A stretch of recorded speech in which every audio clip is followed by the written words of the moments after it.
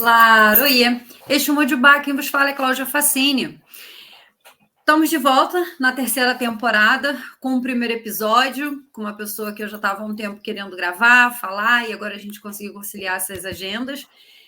E começando essa nova temporada, em especial esse episódio, eu vou abrir com o trecho do livro da professora Beatriz Nascimento, que é Quilombola Intelectual, Possibilidade nos Dias da Destruição, onde tem um trecho muito interessante que vai fazer a gente pensar no que a gente vai vir conversar agora nesse primeiro episódio.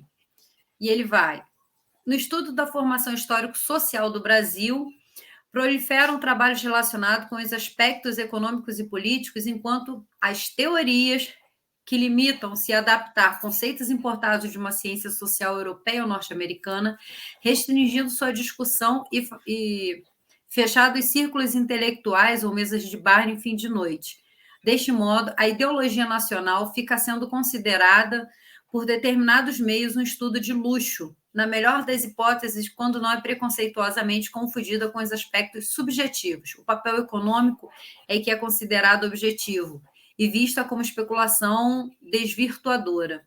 Entretanto, para o entendimento de nossa sociedade, é necessário conhecer um elemento de suma importância na sua formação histórica. Este elemento, por não pertencer em sua maioria às camadas mais altas da população, tem um acesso minoritário, aqueles círculos considerados cultos e que o impede de participar de discussões consideradas snobs. No Brasil é considerado snobismo discutir ou interpretar os aspectos pluralísticos do nível ideológico de sua formação social. O elemento a que nos referimos é o negro brasileiro, que só pode ser entendido a partir de um estudo profundo de ideologia nacional e das suas implicações num todo social, do qual, por força de preconceito racial dentro daquela ideologia, é posto à margem. O mesmo preconceito racial, porque é espicaçado no seu cotidiano, historicamente, é evidenciado na ausência de um pensamento livre do brasileiro com relação a ele mesmo, de um pensamento livre do negro sobre a si mesmo. Como eu sempre digo, não dá para a gente pensar religiões de matrizes africanas sem pensar no povo preto, sem pensar na questão econômica, social, religiosa, política, sem pensar na música e tudo que embasou o nosso país, né, que hoje se chama Brasil. Para conversar sobre isso e como que os terreiros conseguem fazer suas ações afirmativas, como os terreiros estão tão embasados em uma filosofia tão profunda que a gente consegue ter um dos nossos, né, adentrando a política nacional e levando essas ideias para poder abarcar o máximo de gente e não só pensar só o próprio povo de terreiro, mas sim todos os povos, sem essas camadas. Para isso, eu vou conversar com ela, que hoje está, né, tá na assistência social, é uma mulher militante, ela trabalha numa universidade federal, ela está doutorando na área de educação, e também, ela, além de ativista, ela é cofundadora do SER LGBT, fundadora da Astra. É a primeira presidente do Conselho Municipal LGBT de Juiz de Fora. Ela tem orgulho de ser TAI da UFJF, é uma ebome de candomblé, ativista nos direitos humanos. Minha irmã querida Dandara Felícia, sua bênção, minha irmã. Salve, salve, Oxum abençoe, Cláudia, benção a todo mundo que ouve aí o Eixo Jética. Salve, salve a todos. Minha irmã, para a gente começar, conta um pouquinho da sua vida, da Dandara, um ser humano que nasce nesse país complicadíssimo, cresce, vai se iniciar, vai para a academia, vai para política, né? E é engraçado a gente falar que vai para a política, né? Como se a gente não vivesse fazendo política o tempo inteiro, né? Mas conta um pouquinho só para as pessoas poderem conhecer um pouco mais da Dandara.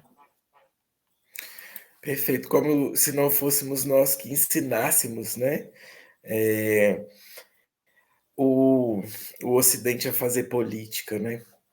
Enfim, eu sou Dandara Felícia, sou nascida aqui em Juiz de Fora mesmo, nasci no bairro Furtado de Menezes, em 1981, 43 anos atrás.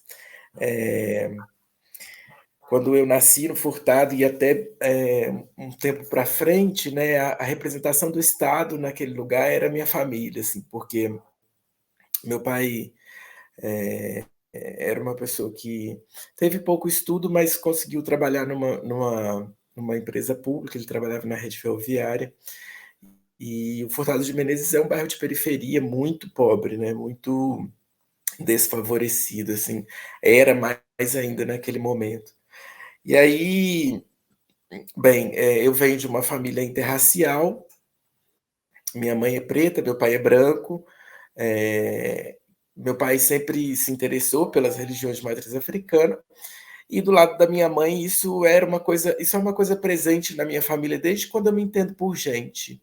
A macumba, né, é uma coisa presente, né, porque é o modo como a gente se chama sem o tom pejorativo que essa palavra ganhou, é uma coisa presente na minha família desde sempre, assim, eu não consigo precisar quando foi a primeira vez que eu ouvi falar sobre candomblé, umbanda, espírito, porque isso sempre foi uma coisa presente na minha família, por parte de minha mãe, e aí, consequentemente, meu pai, que não tinha familiares aqui em Juiz de Fora, né, tinha só um tio que morava conosco, a minha avó morava conosco também, eh, também frequentava, né? A minha tia, eu era criança, me lembro de ter 7, 8 anos de idade.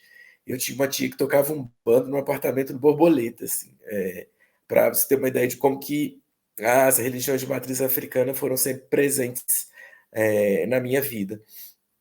E aí, isso para mim era tão natural que eu frequentava, ia nos lugares, mas eu nunca tive, nesses lugares que a gente frequentava, me desenvolvido, assim, eu nunca tinha sentido nenhum tipo de presença espiritual, né? Tinha, às vezes, algumas intuições, às vezes via alguma coisa ou outra, mas nunca tinha tido um desenvolvimento metodológico, porque acho que é bom a gente frisar isso, né? Existe uma metodologia, né? Existe pedagogia, existe metodologia, mas eu nunca tinha feito isso. E aí, com 15, eu acho que com 15 para 16 anos, eu fui no primeiro centro de Umbanda para poder me desenvolver, né? Eu fui até esse lugar com a expectativa de me desenvolver.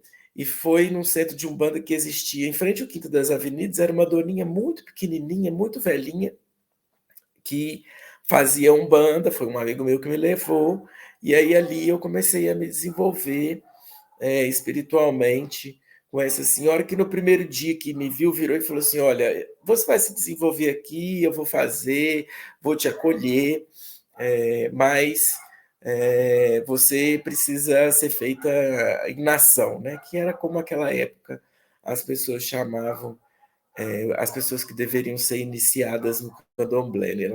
Elas falavam, você precisa ser iniciado em nação, precisa ser feita em nação.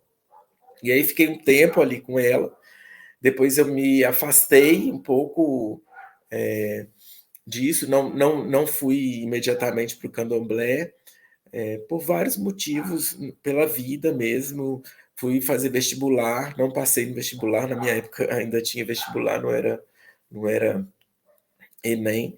E aí não passei no vestibular, fui trabalhar, porque, como disse, meu pai tinha alguma situação, mas a gente não era. É, a gente nunca teve muito dinheiro, né? Então precisávamos aí nos sustentar. E aí tive vários trabalhos precários. Assim, né? Trabalhei como atendente de loja, trabalhei numa casa noturna, trabalhei numa cafeteria. E aí, quando eu fiz 23 anos, eu passo por um processo, então, de tráfico internacional de pessoas, né? Em maio de 2003, eu, eu viajo, né, para fora, e aí passo 2 anos e alguma coisa fora nesse processo de tráfico internacional, né? Então, depois eu volto para Juiz de Fora em janeiro de 2006, e aí voltei muito quebrantada, foi um processo muito difícil para mim, obviamente seria para qualquer pessoa, né? Voltei bem deprimida, bem mal, assim. E logo depois disso eu conheci o Wesley, que era uma pessoa que estava recém-iniciada no candomblé. Nessa época eu estava trabalhando com um tio meu, ele tinha algumas coisas para fazer, assim, e eu não conseguia trabalho, ele pegou e falou, vamos trabalhar comigo para você melhorar também e tudo. E aí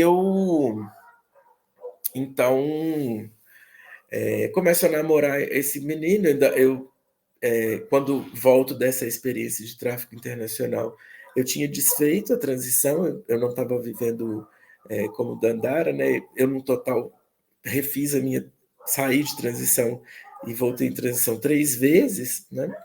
Porque eu precisava viver e aí precisava trabalhar, e naquela época, 2006, a gente não, não tinha a realidade que a gente tem hoje, não tinha nome social, não tinha nome civil, não tinha nada disso. Então, esse rapaz me leva para casa de santo dele, né, para começar a frequentar então o candomblé, que é Pai Júlio, né, que fica lá em Igrejinha. Pai Júlio é uma das primeiras pessoas iniciadas aqui em Juiz de Fora, né, uma das primeiras pessoas que toca queto, ele, a irmã dele, que é a Matamba, a Tânia, que hoje é Tânia Diobá, que tem barraca lá no Caiçaras.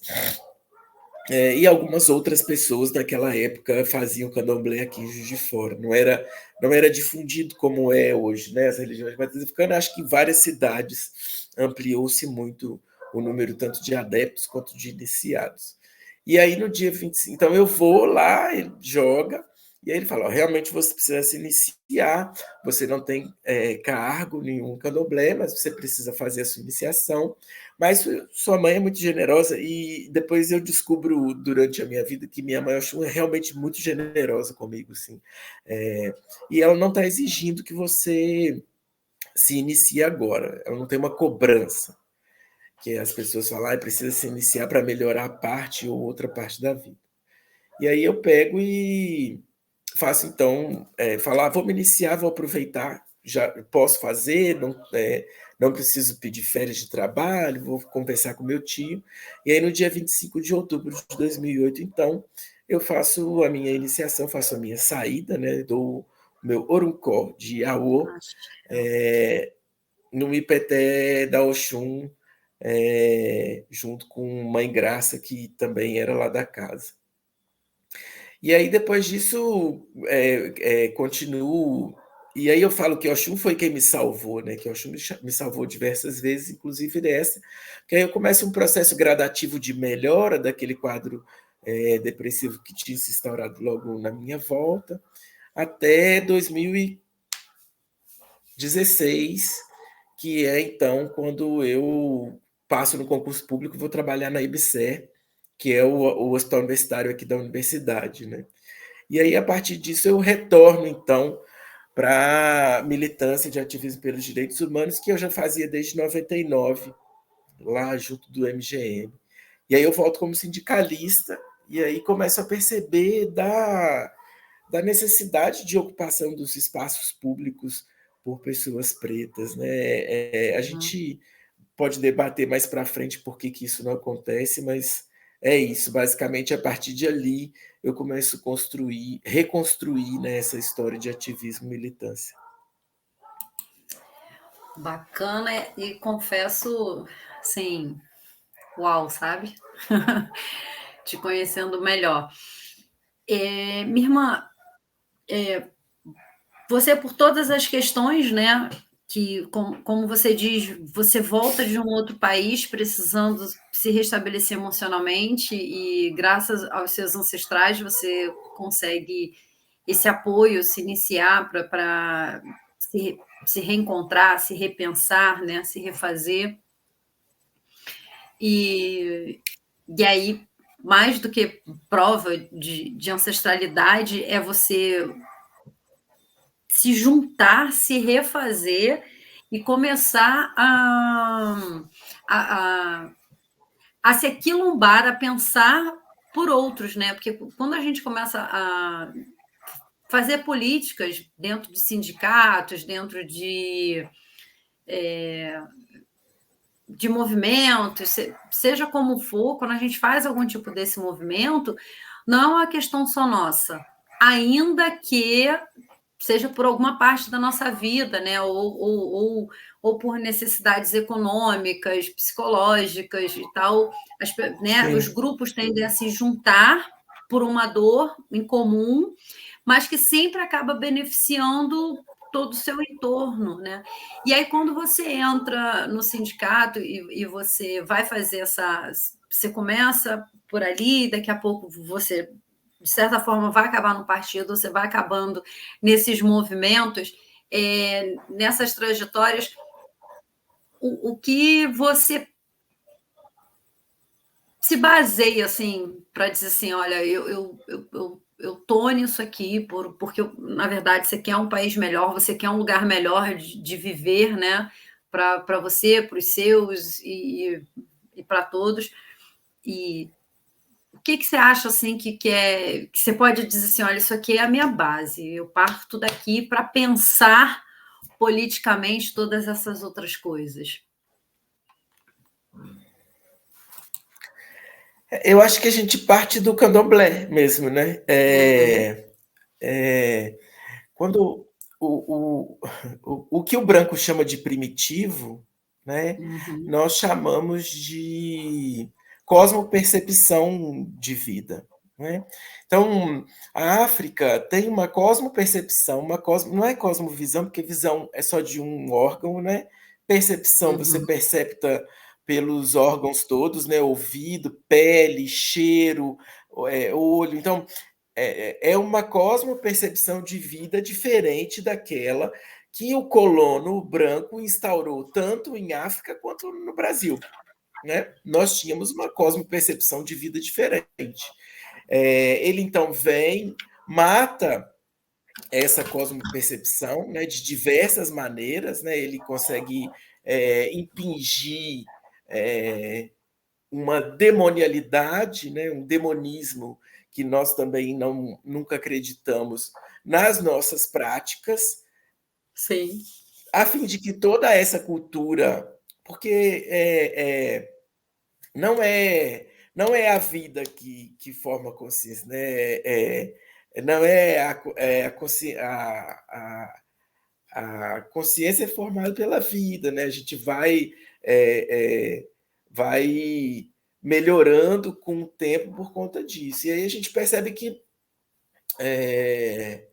a gente precisa pensar uma outra forma de viver para superar um determinado ponto, né? Mesmo que essa coisa seja utópica, né? A gente precisa pensar que é possível a superação de um modo de vida que tenta fazer uma individualidade na coisa, né? Ele tenta reduzir a vida a uma individualidade, e não é isso, né? A gente percebe, inclusive, pelo culto mesmo aos nossos ancestrais, o quanto que a Oxum que eu hoje tenho, né? Eu hoje sou iniciada, quantas pessoas da minha ascendência já carregaram ela desde as minhas ancestras em África, né? Então, eu não chego aqui sozinha, né? Toda essa carga de conhecimento que Oxum carrega comigo vem das minhas ancestrais e vem dessa cosmopercepção africana, né? De viver em uma organização social diferente daquela que a gente vive hoje, né?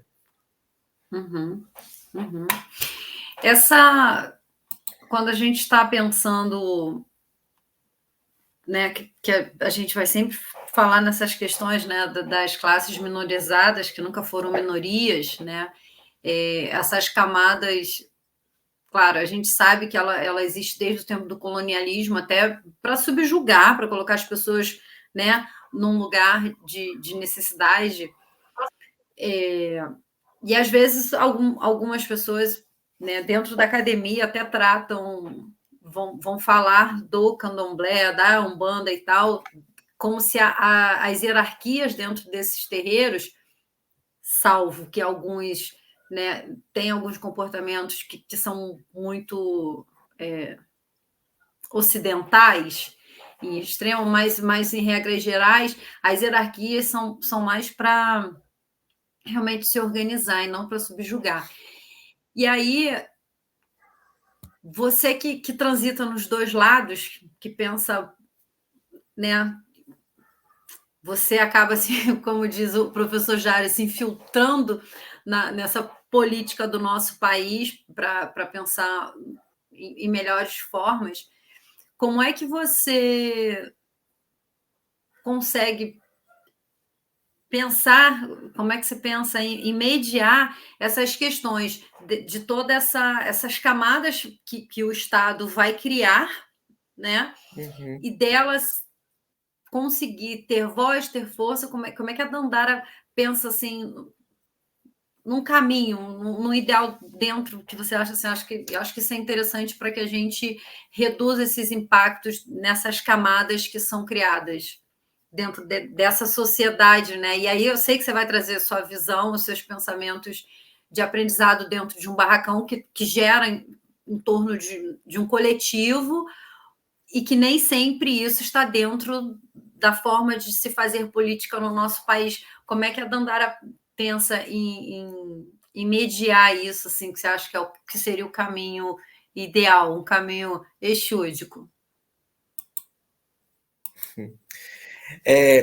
Eu estou recém-doutorando na educação, né? Vou fazer uma pesquisa sobre identidade de gênero, Uhum. as filósofas africanas, o candomblé, né? E educação, como que essas coisas aí se imiscuem em um barracão, né? Fazendo essa pesquisa, lendo A Invenção do Homem, né, da Oyeronke Uhum. Oyemi, Uhum. toda essa ótica de hierarquia de um barracão, ela tem uma lógica e ela tem Sim. um lugar de onde ela veio, né? Ela não é essa lógica ocidental militarizada de hierarquia que a gente conhece, né? As sociedades africanas, principalmente na Yorubalândia, né, que é de onde veio o maior número de pessoas escravizadas para o Brasil, muito principalmente depois da proibição da Inglaterra do tráfico, né, que foi quando Portugal resolve, então, devastar a África para poder trazer o maior número de negros Uhum. escravizados para o Brasil, antes que a Inglaterra começasse a atacar os navios portugueses, né, já existia uma lei de proibição. É óbvio que a gente sabe por que a Inglaterra fez isso, né, não foi porque a Inglaterra gostava dos negros, muito pelo contrário. Uhum. Mas aí, então, Portugal devasta a Yorubalândia, enquanto tinha colonizado o antigo Dahomey e outras partes pequenas da África. Ele vai com todo o poder e armamentos que tem e coloniza a Yorubalândia, né? A parte da Nigéria e outros lugares ali que falavam o Yorubá como língua principal, muito embora na África a gente sabe que cada aldeia tem o seu dialeto, né? Tem a sua forma Sim. de como. E olha para você ver como que é rico isso, né? Cada aldeia tem uma forma de comunicar própria que tem a ver com a sua ascendência, tem a ver com seus ancestrais, com o orixá que é cultuado por aquela aldeia e por aquela família. E ainda consegue se comunicar com outra aldeia, né? Com outra etnia. Sim, sim, sem dúvida, porque existem os pontos em comum que eu acho que Exato. é o grande lance que a gente precisa pensar, né? Quais são os pontos em comum que nos unem, né? Que a gente Uhum. pensa em África, se você for pensar, né? Cada orixá em cada aldeia era cultuado de uma determinada forma. Nós aqui no Brasil a gente traz o candomblé, então ele tem um ponto, né, em comum, alguns orôs em comum, né? Alguns fundamentos em comum. E aí, eu acho que a gente a grande ideia é essa, mas vou falar da questão da hierarquia. Então, ela tem uma lógica que ela é dada. O Yorubá era uma língua sem gênero. A África e as aldeias não dividiam o trabalho pela divisão sexual do trabalho ocidental que a gente conhece hoje. Né? A coisa era feita de uma maneira diferente. Então, a divisão social se dava e ela era relativa, ela era relacional, de acordo com a idade cronológica ou com a idade da entrada da pessoa na família. Por exemplo, se era uma pessoa da mesma família, você respeitava a idade cronológica. Então, você tinha de tomar a benção do seu tio. E você tinha de tomar a benção do seu avô, da sua avó, do seu pai, né? Se você era uma esposa que entrou na família, você tinha de tomar a benção de todo mundo, e se tivesse uma esposa que tivesse entrado antes de você, mesmo ainda que fosse do irmão, você tinha de tomar a benção dela também. Então, essa hierarquia que existe no candomblé, ela tem uma lógica de ser, e é uma lógica que vem, né, de África, e não é uma lógica militarizada, né? É uma lógica de divisão de sociedade que tem a cosmopercepção que se perdeu com o capital, que a idade traz sabedoria. Porque quando você mora num país que é extremamente árido, né, que você precisa arar o solo, vive de uma maneira extremamente... A economia baseada no próprio sustento e etc., de fato, a idade traz sabedoria, né? Porque você está sempre trabalhando, você está ali no campo pensando como você vai fazer para comer amanhã. Diferente do que a gente vê hoje na sociedade capitalista, né, que exclui uma determinada parte da sociedade, principalmente as pessoas muito jovens e as pessoas que têm mais idade, e que com isso, né, as pessoas perdem o sentido do ser. Diferente dessa hierarquia que a gente vê, essa hierarquia colonial, que separa a sociedade pela diferença de gênero, pela diferença de cor de pele, né? Ainda que hoje em dia a gente não tenha o Estado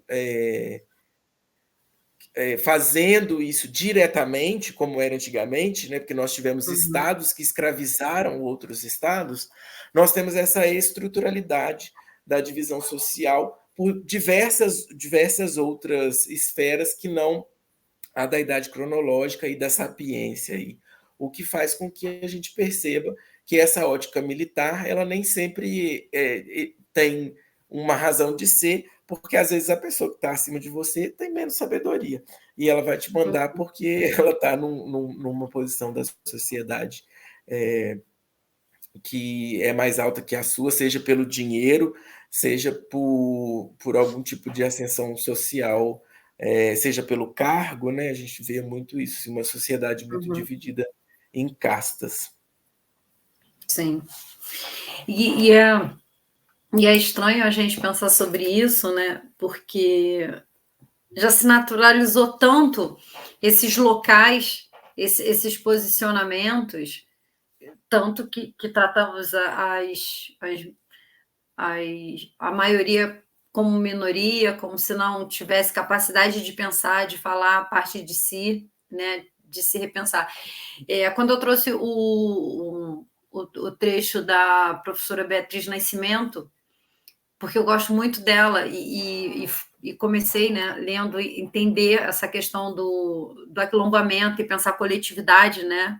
Porque a princípio sempre foi tratado o quilombo como um espaço, como se precisasse o negro fujão, né, que sempre foi a história contada, e para aquele lugar fugir, porque ele não queria trabalhar, porque ele era sempre, né, colocado nesse lugar. Sim. E quando o quilombo nada mais era nada mais era, não apequenando, mas um conceito que não dependia de um lugar específico, mas sim de uma forma de pensar em todo mundo. E aí, minha irmã, eu fico pensando assim, eu fui uma pessoa assim, sempre que tive uma certa resistência com política, mas percebo assim que a gente passa o tempo todo fazendo política dentro da nossa dentro da nossa escola, né, nas concessões que a gente faz, ou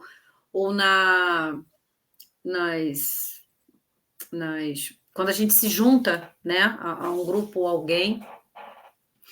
E aí, vendo toda a sua trajetória, principalmente pensando em direitos humanos, que as pessoas acham que os direitos humanos está sempre, né, que a maioria dos argumentos, o direito humano só vê o bandido, não vê a vítima. O direito humano, que assim, que parece que o direito humano nunca teve do lado de quem, na sociedade, está numa posição privilegiada. E aí você batalhando nisso, e você pensando nesses povos, assim, o que de fato, minha irmã, você diria assim, eu acho que podemos fazer isso, podemos ir por aqui. Eu sei que não tem receita pronta, que isso não é uma resposta que vai servir para um país inteiro, porque cada lugar tem a sua especificidade, tem a sua necessidade, mas você, dentro de todas essa transição enquanto um ser humano, né, o religioso, social, mas que vem aí batalhando por uma política melhor, né? Que tenham mais ações afirmativas, que tenham mais planejamento para essas classes. O que você acha que realmente a gente poderia contribuir, a gente poderia somar, não só enquanto povo de terreiro, só pensando no povo de terreiro, porque eu não vejo a Dandara, particularmente, como uma mulher que está indo para o espaço público, político, dentro do Estado, pensando somente, eu vou ali porque eu quero só agraciar, apoiar o povo de terreiro. Eu sei que você, principalmente vindo da área de educação, que sabe o quanto é difícil para professores, o quanto é difícil para as classes minorizadas, o colégio público, o sucateamento do serviço público, né? Você trabalha você vê isso.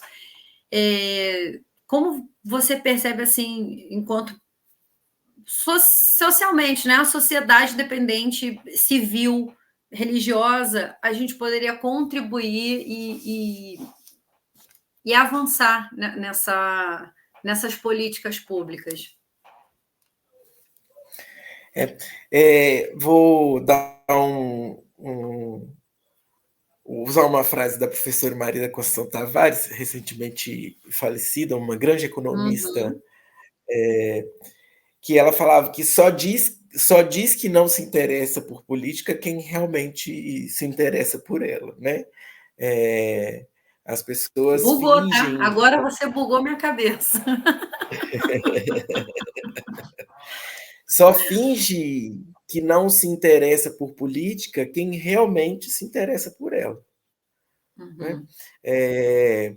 As pessoas, essa ideia que se criou, né? Primeiro, de que política é só aquilo que a gente faz durante a campanha, essa ideia de que política é só para homens, essa ideia de que política é só para os senhores feudais, essa ideia, ela foi construída junto com esse colono que eu cito lá atrás, matando realmente a ideia, né, de política que nós conhecemos, né? Nós temos uma grande negra africana que foi escravizada e que depois se conseguiu reverter esse processo no Brasil e que tinha um parlamento. Né? Ela foi governanta, né? Governou um quilombo e tinha um parlamento, ela tinha pessoas que ajudavam ela a construir determinadas partes da política local, da política daquele lugar, em que ela não tinha experiência. Né? E aí eu acho, Cláudio, que o grande lance é que nós precisamos perceber a importância das políticas feitas no município. Né? A gente se preocupa muito em eleger prefeito, a gente se preocupa muito em eleger presidente, né? Mas quem faz a política pública no município são os vereadores. Então, por exemplo, 10.639, ela é uma lei federal. A aplicabilidade dela é obrigatória, etc., que é a lei que coloca a obrigatoriedade do ensino e cultura de afro-brasileira nas escolas. Mas a prefeitura, ela implanta se ela quiser. E quem vai fazer, né, a fiscalização daquilo é a vereança. A mesma coisa, a distribuição de recursos da saúde, a distribuição de recursos da educação, a distribuição de recursos da cultura. Então, se normalmente as pessoas costumam me perguntar, né, qual que é a sua bandeira? Eu não tenho bandeira, eu tenho uma cosmopercepção de cidade, de estado e de país. Né? E a minha cosmopercepção é a cosmopercepção que as minhas ancestrais tinham. Eu não vejo saída, né, para a nossa vida que não seja pensando enquanto coletividade, que não seja pensando em qual é a política pública efetiva de distribuição de recursos que nós vamos escolher para a gente ter uma cidade melhor. Então, o que eu quero? Eu quero que trabalhadores tenham mais conforto para ir e voltar do trabalho. Eu quero mobilidade urbana com conforto térmico, porque Juiz de Fora é uma cidade que é quente ou é fria. Eu quero cultura nas periferias da cidade, porque eu venho de uma periferia e a minha escola de samba, a Juventude Imperial, era o ponto de cultura na minha época, em 2000, 2001, a Juventude Imperial era o ponto de cultura. As pessoas saíam do centro para ir até o bairro Furtado de Menezes, que era um bairro perigosíssimo na época, para poder se divertir, para poder ouvir o Flavinho da Juventude tocar. Né? Então, a gente precisa pensar, né, que nós precisamos pensar uma visão de cidade. Qual é a visão de cidade que a gente quer? Porque se a gente elege a pessoa porque ela é irmã do fulano, porque ele é primo do Beltrano, a gente nunca vai ter uma construção política, né? Ou porque ele é médico, vamos supor, né? Que às vezes isso acontece, ou porque é pastor, né? A gente sempre vai ter uma política de ganho, de tomar lá da cá, e nunca vai ter um projeto político de verdade, né? Então, eu acho que esse que é o grande lance. Eu acho que a primeira coisa é a gente pensar o que a minha candidata ou o meu candidato tem de projeto político para a cidade que outras pessoas não vão ter, né? E depois pensar o candomblé, o barracão de candomblé, como um lugar político, né? Porque ele é uma representação do Estado. Muitas vezes é ali que a pessoa vai resolver um problema psicológico, é ali que a pessoa vai resolver um problema de saúde, é ali que a pessoa vai resolver um problema de convivência. Né? É ali que a pessoa vai aprender a conviver com outras pessoas, é ali que a pessoa vai aprender coletividade, comunidade. Eu digo, né, que eu vou em qualquer função que me convidarem, de qualquer casa. Porque quando teve a minha, teve gente lá para fazer para mim. Quando eu saí, né, os meus frangos estavam lá, tudo já era um xinxim de galinha, as pessoas comeram no final do candomblé. Então, teve alguém que foi lá, uma comunidade, e fez a mim. Então, qualquer um que me convidar, falar, vai ter minha função, vai lá, eu vou, faço tudo aquilo que tem de fazer, trabalho, varro o chão, limpo pia, jogo lixo, faço porque alguém fez para mim. Eu acho que esse é o grande lance. Né? Eu não chego sozinha nesse lugar da política. Né? Eu trago toda a inteligência das minhas ancestrais. Irmã, a gente não tem como a gente não tá falando de candomblé, tá falando de política e não falar de intolerância, né? Claro que em alguns lugares, em maiores ou menores, mas existem. Não tem como dizer, em tal lugar não tem. Hoje a gente vê um movimento, no Rio tem, o Juiz de Fora tem, né, da diversidade religiosa, de tentar essas conversas. Eu já tive até, eu confesso que eu particularmente tive bastante resistência sobre essa questão da diversidade religiosa, mas ao mesmo tempo que entendo que ela é necessária. A gente tem que conversar em algum lugar e que seja um lugar neutro. Como é que você vê tanto sobre religião como as questões GLBT, como a questão da própria mulher, né? Esses locais, porque assim, a gente fala da diversidade religiosa, mas a gente tem diversidade de gênero, a gente tem, assim, a gente é multiplural, se a gente parar para pensar, né? E esses meios de conversa fora, como a diversidade religiosa, que a gente vai sair para conversar, o LGBTQIA+, também, eu hoje vejo assim, quando alguém fala assim para mim, hoje assim, para todo lado você vê esse movimento. Eu falo assim, mas o movimento sempre existiu. Porque antigamente parecia que tinha que ser mais clandestino, porque, igual a época da ditadura, né, tudo que não podia, que não era bonito dentro do que se era colocado nessa visão hétero, cis, patriarcal, tinha que ser para fora. Como é que você vê hoje essas formas de diálogo, essas frentes? Você, que é uma pessoa que milita, que está em todo lugar ao mesmo tempo agora, né? Você sente realmente a gente nos avanços? Eu sei que a luta ainda é grande, mas você realmente acha que a gente tem avançado, que a gente tem conseguido dar uns passos assim um pouco mais largos? Bem, falando da questão da intolerância religiosa, na verdade eu acho que eu posso falar de tudo junto, né? O que a gente percebe é que existe hoje em dia um aparelhamento do Estado por um projeto de poder que usa determinadas frentes teológicas, né? Principalmente a teologia da prosperidade, para impor sobre a sociedade o seu ponto de vista, né? Este é um projeto que ele se disfarça em uma pauta de costumes, né? Que é uma pauta completamente política e que no final das contas tudo que essas pessoas querem é ocupar os espaços de poder, não para não para colocar o seu Deus, não para colocar o seu Jesus, mas para dominar mesmo.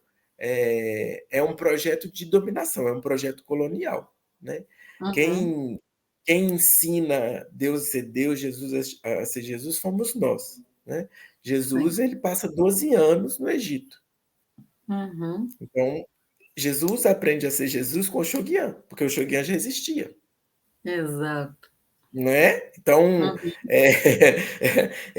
a cosmopercepção do Jesus comunista, né? Do Jesus que quer dividir o peixe, as magias que ele faz, ele aprende em África conosco. Quem ensina Jesus a ser Jesus, quem ensina Deus a ser Deus, somos nós. O sacrifício de Abraão é o fundamento do candomblé.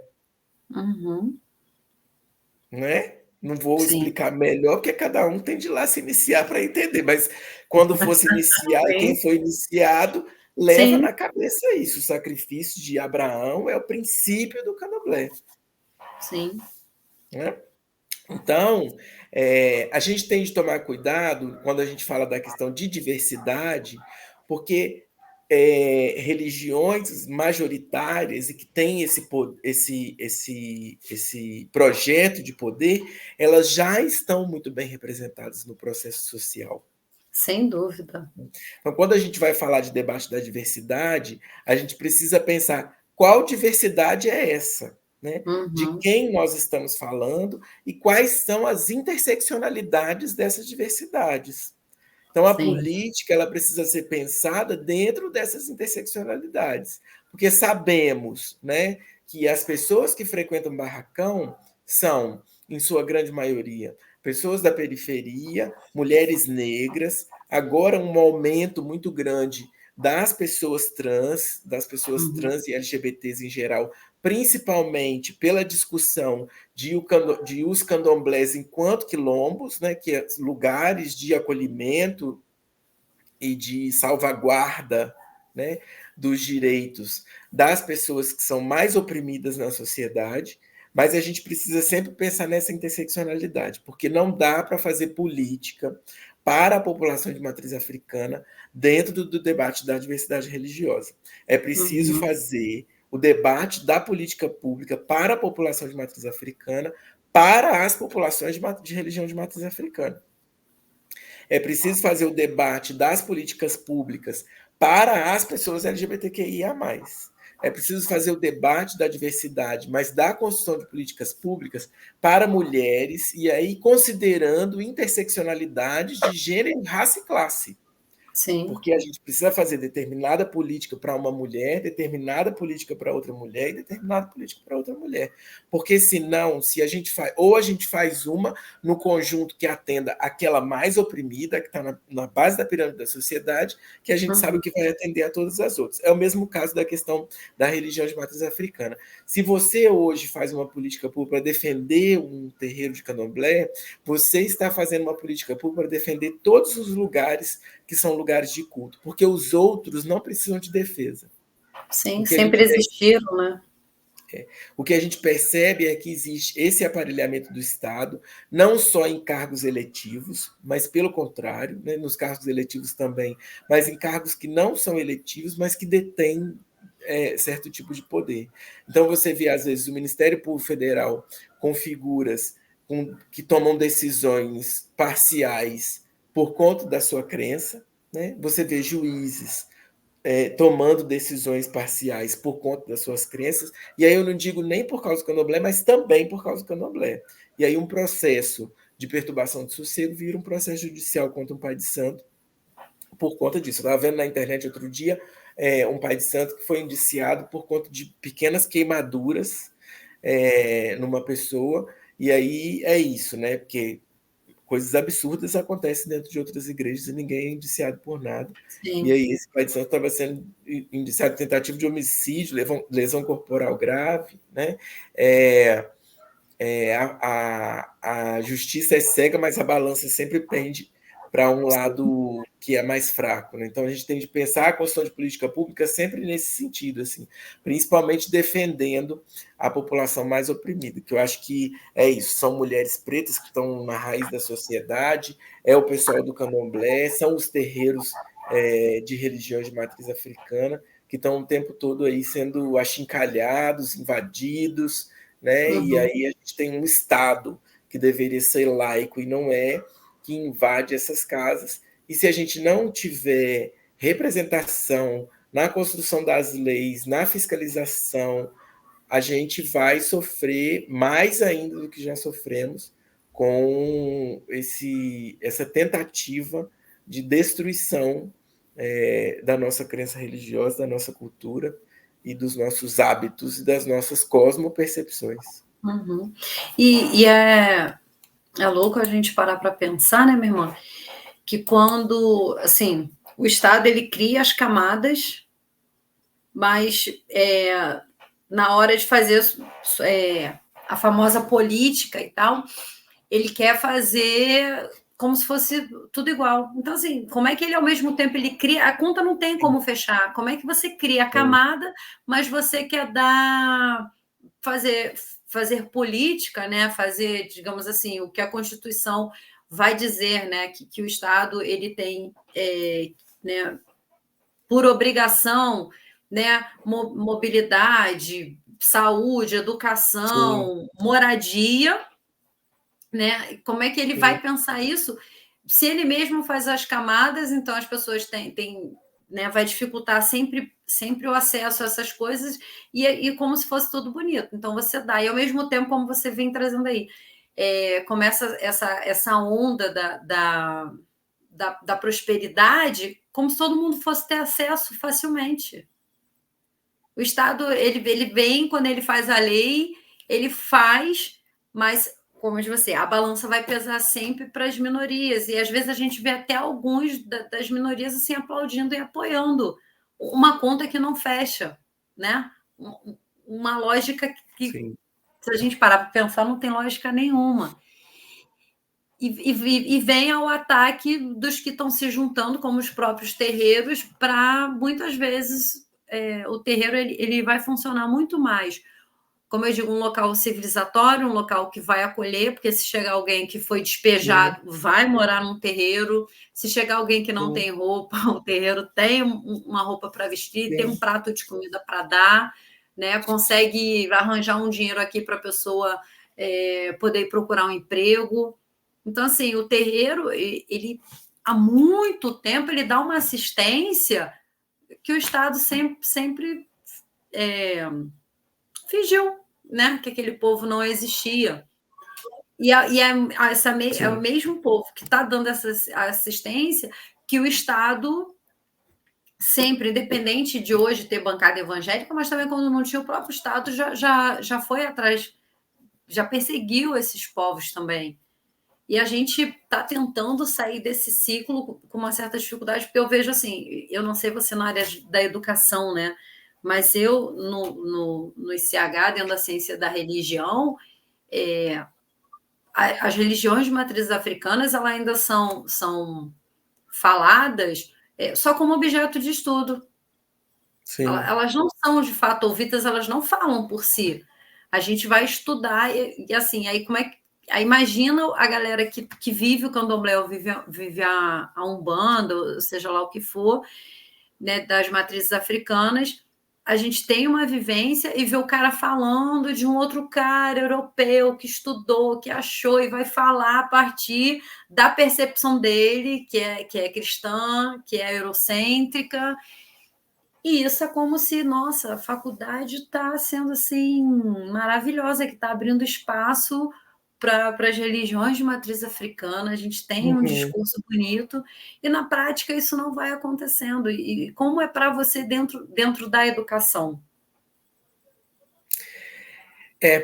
O que eu vejo é que assim, as duas coisas estão intrinsecamente ligadas, né? Existe um projeto de extermínio de uma população desde quando, né, aboliu-se a escravatura no país, né?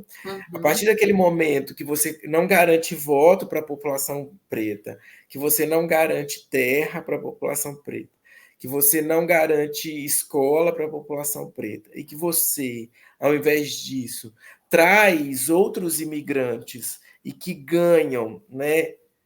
E aí é isso, né?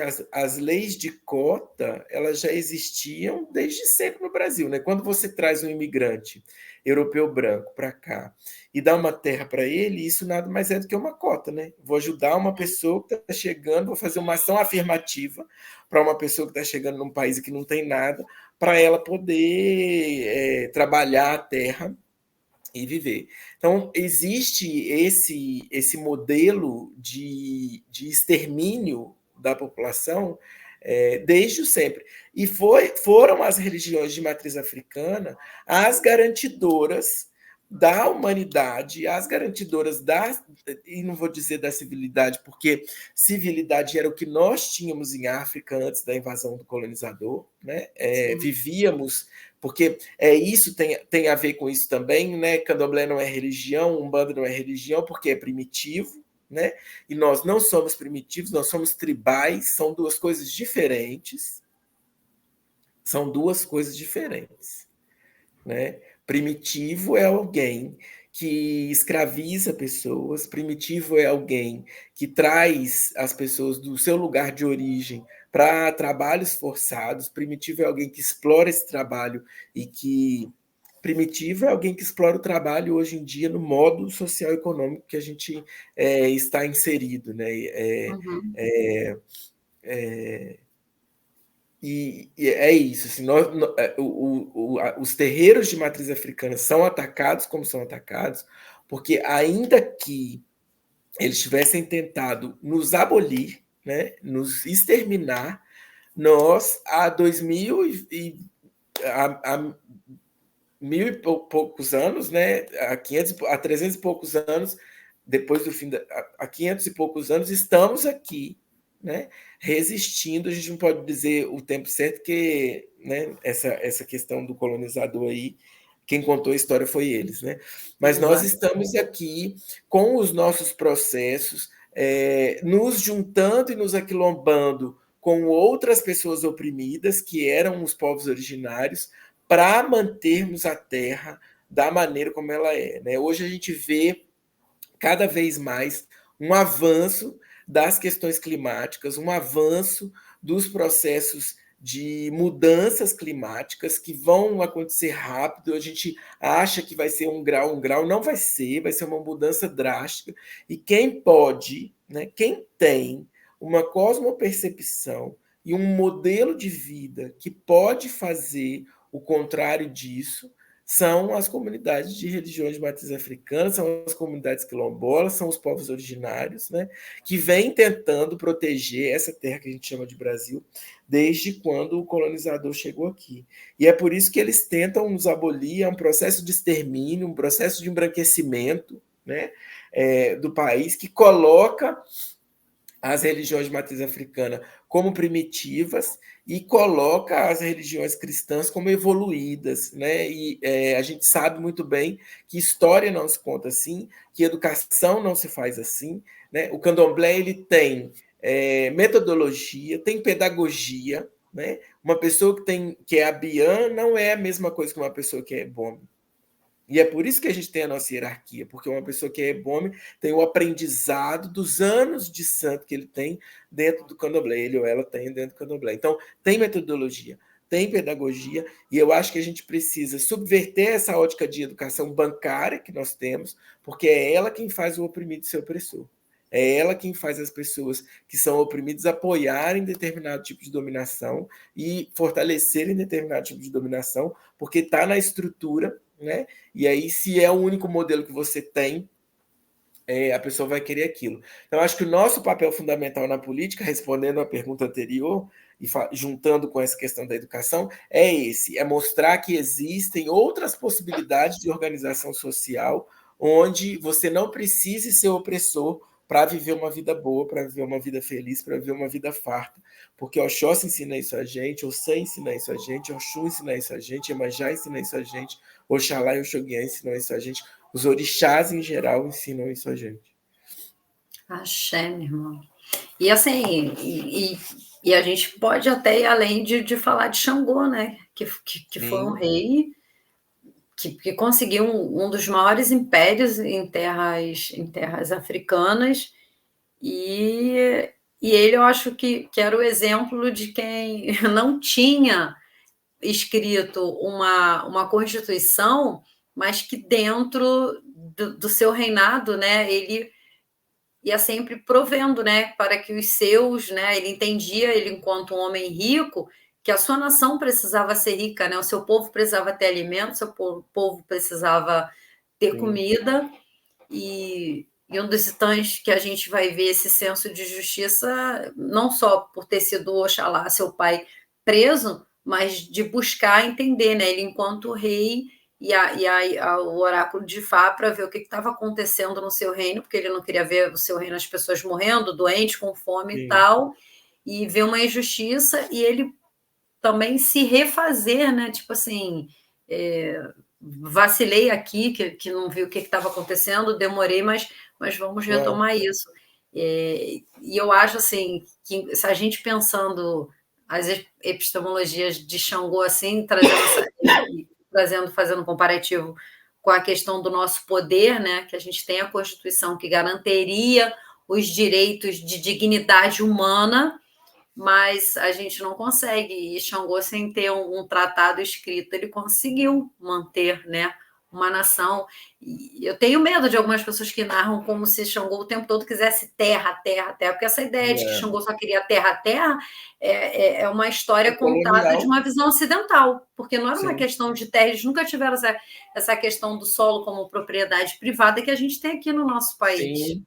Sim, a própria Oyeronke fala isso no livro dela, né? O livro da Oyeronke é muito rico porque assim, ela fala sobre a questão das mulheres, da invenção das mulheres que não existiam em África e etc, mas ela dá um panorama geral da sociedade africana da época, né?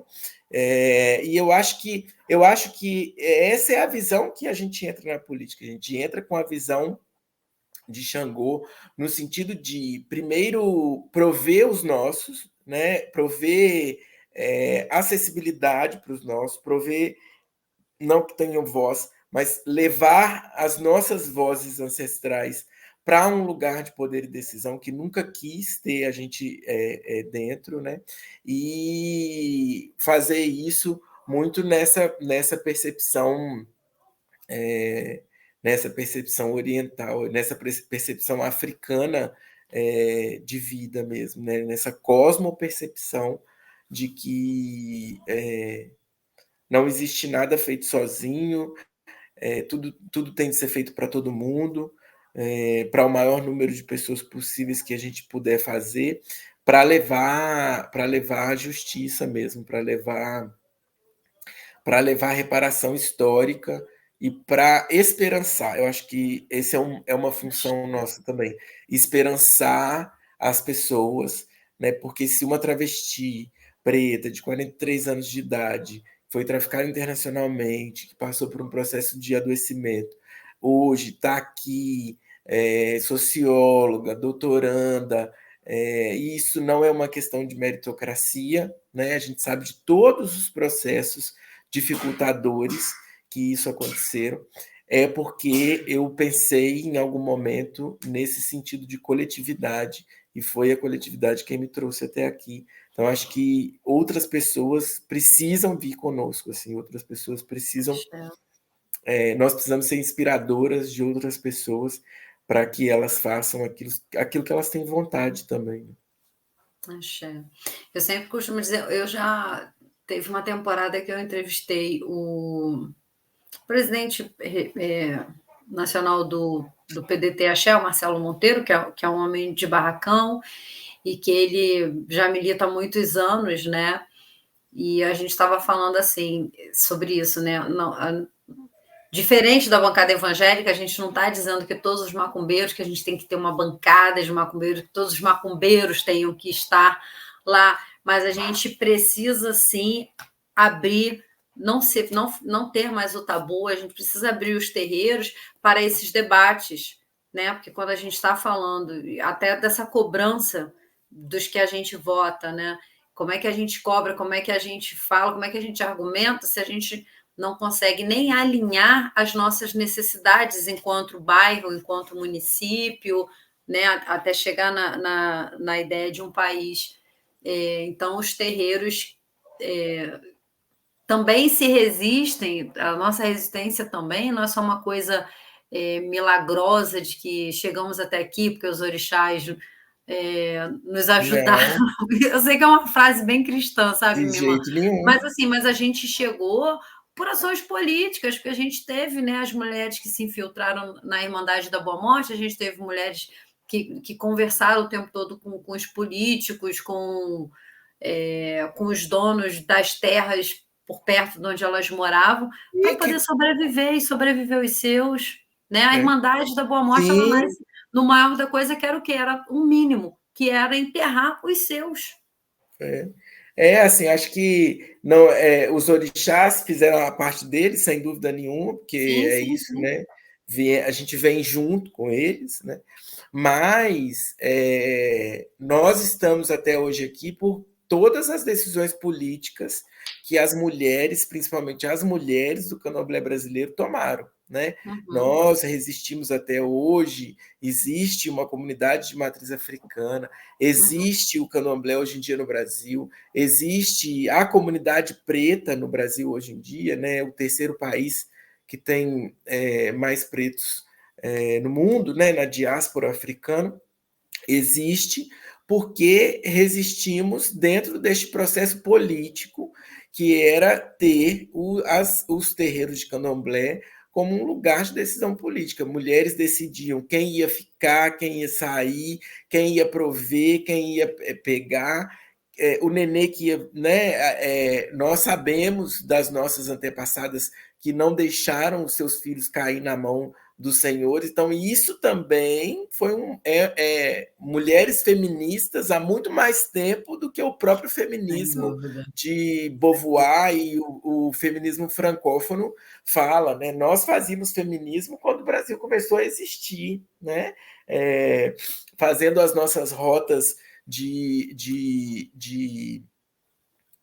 fuga, evitando estupros dos senhores, fazendo as nossas irmandades de proteção, descobrindo ervas que eram ervas que faziam com que as mulheres não engravidassem, né? Sim. Então é isso, assim, a gente todas essas decisões, e aí o debate que eu tenho feito hoje em dia é esse, não são pautas de costumes, isso não é pauta de costume, né?